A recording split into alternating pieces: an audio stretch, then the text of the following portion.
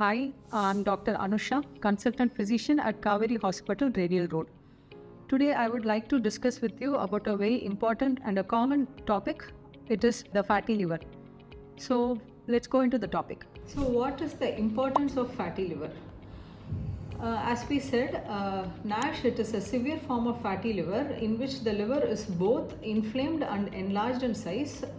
That's when we call as hepatomegaly. Usually the size of the liver will be around 12 centimeter in an average adult, but when the patient is having NASH, the size of the liver will be more than 12 centimeter.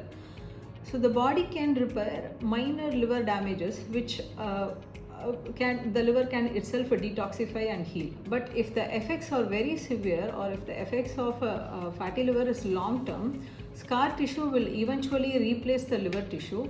This process is what we call as fibrosis of liver. This can lead to cirrhosis. Cirrhosis is a life-threatening condition in which irreversible damage to the liver occurs and the liver will stop working properly. Thank you.